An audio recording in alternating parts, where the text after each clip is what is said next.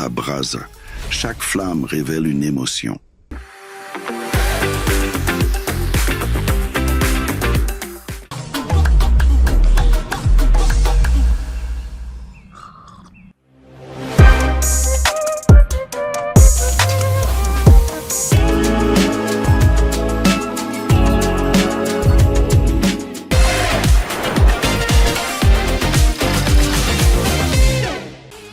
Big Mac Bruxelles, la force des pros à portée de tous.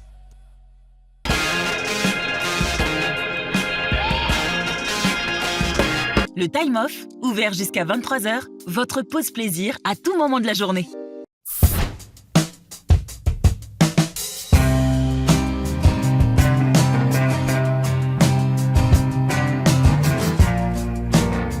Les amis, c'est une légende vivante qui nous attend cette semaine. Il a fait les heures de gloire du futsal belge. Il n'a pas écrit qu'un seul chapitre, il a écrit des paragraphes. André Van der Leyen, comment tu vas? Très bien. Tu vas bien, ça va. Très bien. On est à Charleroi, André. Ouais, on est à la plus belle ville de Belgique. Oui. On est où tout a commencé. Tout a commencé pour toi, parce que tu as un palmarès immense. Tu es arrivé du Brésil à Charleroi, tu as fait les belles heures du futsal belge. Ça te dit qu'on jette un petit coup d'œil dans le rétroviseur? Parfait. Très bien, on y va. Allez, on y va.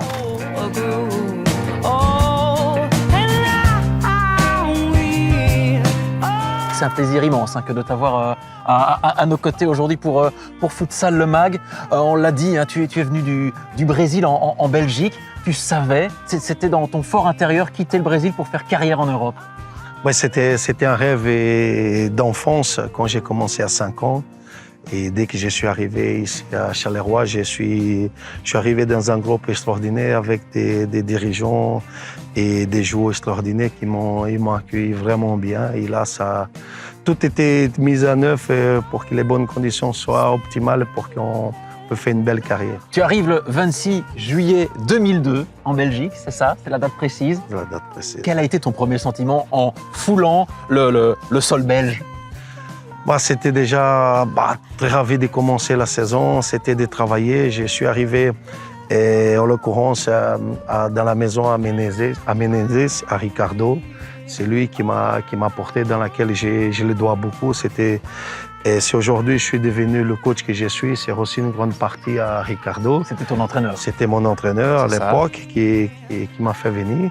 Et son management, son côté humain, c'est celle-là qui m'a plus aidé. Et là, aujourd'hui, c'est grâce à lui que je suis là et c'est grâce à lui que j'ai continué cette histoire dans le futsal. Il y a cette coupe UEFA en 2005 avec un groupe extraordinaire. C'est ton plus grand souvenir jusqu'ici? Ouais, dans l'histoire, je pense que c'est pas donné à tout le monde d'être champion d'Europe, de voir un groupe. On n'était pas beaucoup à l'époque. On vient de perdre une finale une année avant. Et là, c'est de travailler 10 mois et on pensait que la finale pour le gagner. Et ces moments-là, c'était historique. À Moscou, c'était quelque chose d'extraordinaire. On croyait que tout c'est possible. Quand on croyait à Dieu, il y a un Dieu que tout c'est possible. On gagne cette coupe comme ça. J'ai dit la chance, étape une fois, 2 fois, la troisième, c'est le bon moment et ce moment il est arrivé.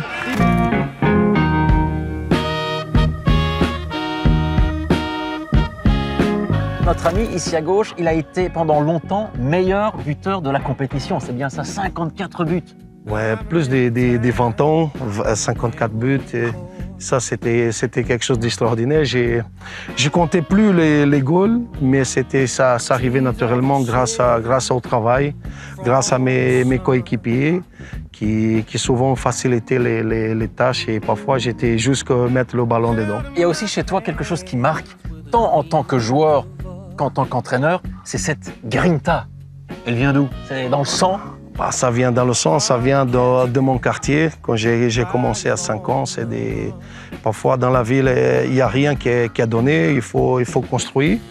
Et j'avais que cette envie, c'est toujours de passer sans écraser personne. Il a cette grinta, il vient de là, cette envie de gagner. C'est ce que je cherche à transmettre à tous mes joueurs. Arrivé au centre des loisirs, ici, il y a un autre invité qui nous attend. C'est ça? Exactement. C'est quelqu'un de très important dans ma vie et dans ma carrière aussi. Toto? Toto. On y va, Salvatore De Marco. on va retrouver Allez. Salvatore.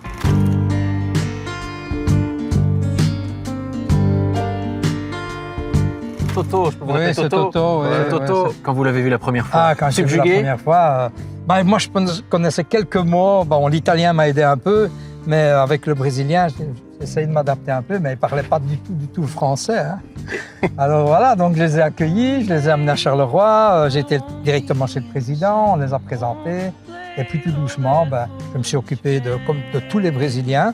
Mon rôle, c'était de les intégrer, leur fournir l'appartement, le meubler, le préparer, voilà. C'était un petit peu ta nounou, notre ami Toto. C'était un peu mon rôle, oui. Mon rôle, c'était... Pour nous, c'est la référence. Dès que tu quittes ton pays, on ne parlait pas du tout français, tout ça, la langue, tout ça. Et on arrive ici, on était accueillis par Toto. C'est un gentleman. Je dis souvent, c'est lui qui nous a inspiré tous les jours parce que c'est un homme à tout faire, mais au-delà de son savoir-faire, c'est ce qu'il a mis énormément de cœur. Il nous a transmis énormément de valeurs et ça, c'est ce qui nous a motivés tous les jours. Et parfois, même quand les choses allaient difficiles, c'est lui qui venait avec les conseils et nous parlait en privé. Tout ça, c'est lui qui nous boostait énormément les choses. Il a un rôle en-delà de fonctionnaire ou de club, mais c'est de papa et de l'homme qui nous accueille vraiment dans un pays étranger. Qu'est-ce qui le différenciait des autres, notre ami André? André, Une anecdote. l'anecdote, la première chose que je peux arriver, c'est toujours le sourire. Hein. Il arrive à l'aéroport, on ne se connaissait pas, Ouais. et il avait un sourire comme si... et ça, c'est resté. Hein. C'est toujours ce sourire, même quand les choses allaient mal. Il tirait la tête, il baissait la tête, et puis tout d'un coup, il levait, il me regardait, puis il avait un sourire. Et là on repartait, quoi. Tout redémarrait. C'est un travailleur. Cette grinta. C'est On la en parlait. grinta, c'est un travailleur. Et c'est ce que, des fois, il lui manquait un petit peu chez nous quand il est arrivé. On devait toujours reprendre Jaka. Jaka écoutait les conseils et il se remettait à travailler. Il partait au Brésil, il revenait avec quelques kilos en trop. Alors là, directement, on le reprenait. Allez, Jaka, on retravaillait cette histoire de poids, parce que ça a toujours été. Mais je vois que tu te portes bien encore. Il est bien. Il est fit. Je crois que tu pesais moins que moi. Et là, maintenant, c'est moi qui pèse moins. Exactement. Ça a changé. Merci Toto. De rien, c'est avec légende. plaisir. Avec plaisir. Avec un grand plaisir même.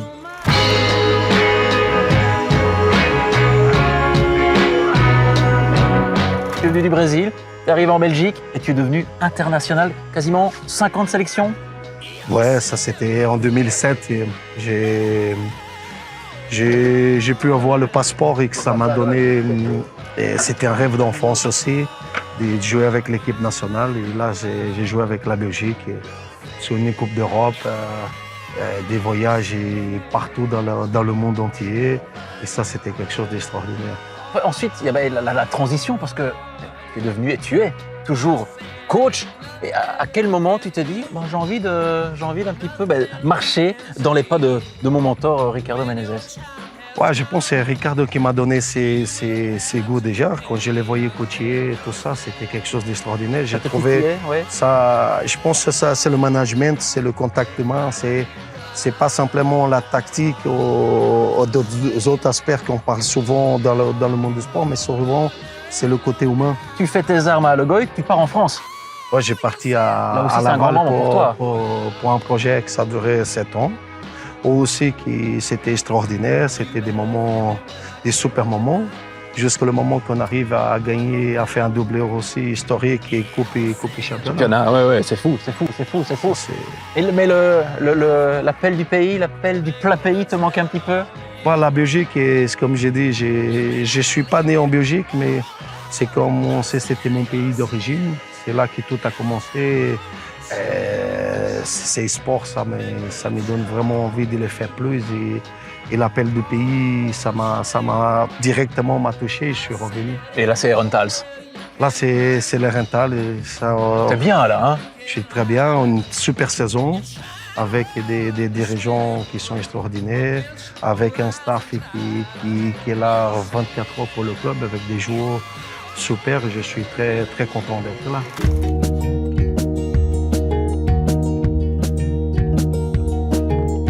Tu as évoqué les rencontres qui marquent une vie. On va se poser peut-être ici au bord du terrain de hockey. J'ai une petite vidéo à te montrer. Parfait. Tu fais ça? On met ça.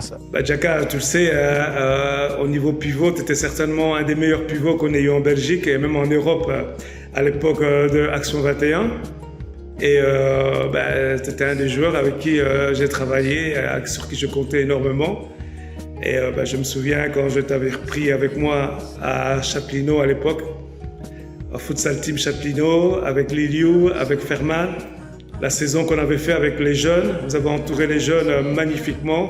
On a sorti des gamins comme Karim Cheibaï, comme Valentin Dujaquier, Sad Sali, et j'en oublie d'autres qui étaient avec nous à l'époque.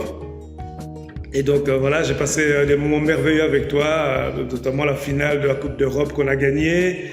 Je ne compte même pas les championnats. Et tu te souviens quand on allait tous les deux à la musculation pour travailler les fessiers et les abdos au Fun Gym. Et donc voilà, c'est tous les bons moments et j'aimerais bien te revoir et qu'on puisse discuter parce qu'il y a bien très très longtemps que je ne t'ai plus vu. Depuis que tu es parti en France, on ne s'est pratiquement plus vu. Allez, je te souhaite une très bonne émission et j'espère te revoir très très bientôt. Ça aille bien. Allez, ciao. Un peu ému? Ouais. Ça c'est... Christian, c'est ce côté humain-là qui me fascine dans ces sports. Christian, on va dire, c'était mon coach, c'était un ami, c'est mon conseiller. Et il était mon coach, et quand il était mon coach, je le dirais plutôt ça c'était aussi mon papa, parce qu'il m'a conseillé énormément au-delà de l'aspect tactique, mais qui parfois, il savait le moment de me calmer, il savait le moment de trouver les mots. On a travaillé un peu plus de 10 ans ensemble, mais c'est quelque chose d'extraordinaire. C'est ça qui me fascine. C'est avec Christian que j'ai appris aussi ses côtés humains. Quand il criait souvent « Jaka », je le savais de très loin où ce que j'allais faire des bêtises, tout ça. J'ai baissé la tête tellement j'ai du respect, de l'admiration pour Christian qu'on a créé cette amitié et tout ça. Et c'est ce qui fascine le sport. Je le dis souvent, les titres ou les trophées, souvent, ils les ramènent des poussières. Mais dans le sport, ce qui reste, c'est justement ces amitiés-là, le côté humain, qui a rien qui sort. Il y a une troisième personne qui n'a pas su venir aujourd'hui, c'était aussi Hassan Oubella. Présent ce soir pour te rendre hommage, Jaka, à l'homme que tu es, au fidèle ami que tu as été dès le premier jour, dès la première fois où on s'est rencontrés. On était adversaires au départ d'ailleurs, du temps de Kicker Saxo 21. Et puis voilà, on a eu la chance de partager le même vestiaire et partager plus qu'un vestiaire aussi, la vie de tous les jours, beaucoup d'amitié, beaucoup de moments passés ensemble. On a eu la chance de soulever pas mal de trophées ensemble, en Belgique, en France, au niveau européen. Voilà, on n'oublie pas tout ça. En tout cas, un grand merci à toi en tout cas d'avoir été à mes côtés toutes ces nombreuses années. Ça a été un honneur en tout cas. Et voilà, bonne continuation à toi. Félicitations pour ta chouette carrière de joueur, de meilleur buteur européen, de top coach. Et il y a encore pas mal d'années. Hein. J'espère qu'on sera encore amenés à travailler ensemble. À bientôt. Je t'embrasse. Beige.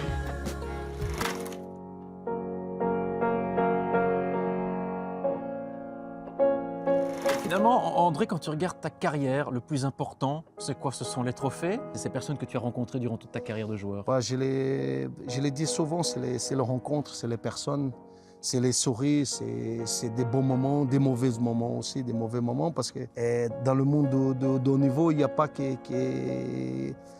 les médailles, il n'y a pas que les trophées, il y a des choses qui se passent sur le coulisses. Et ces gens-là, c'est des personnes très importantes. Et ça, c'est le haut niveau. C'est un monde d'Iroquois, mais aussi c'est un monde de gens extraordinaires qu'on peut le rencontrer tous les jours et qui ne sont pas que supportés, mais qui restent gravés dans notre cœur. Il y a une dernière petite chose que j'aimerais bien mettre en avant. Tu as une médaille à chaque fois dans ta poche, mon cher André. Et on va terminer là-dessus. Elle est là. C'est une médaille d'argent, c'est ça? Une finale perdue, Coupe UEFA, perdue en 2003. Tu ne gardes pas celle que tu as remportée en 2005, mais plutôt celle-là. Oui, celle-là, elle est toujours dans mes sacs. Et partout où je vais, je travaille parce qu'il a un symbole historique. C'est que cette histoire, on a perdu à Castellón, à 3 minutes de la fin, on mettait en power play, on revient d'un 3-0, on vient à 5-4 à un moment donné.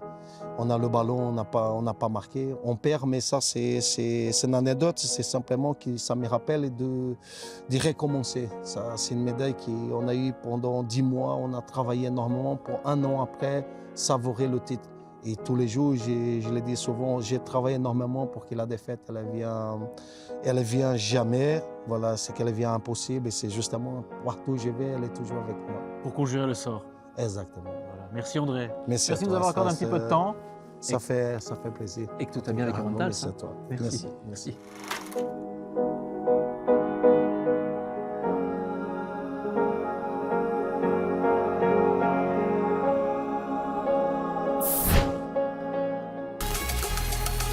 La brasa. Chaque flamme révèle une émotion.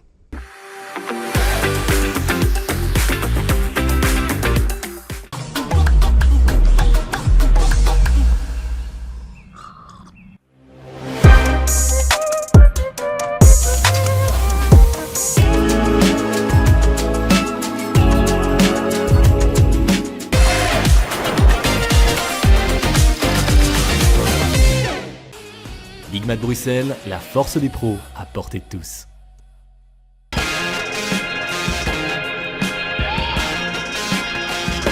Le Time Off, ouvert jusqu'à 23h, votre pause plaisir à tout moment de la journée.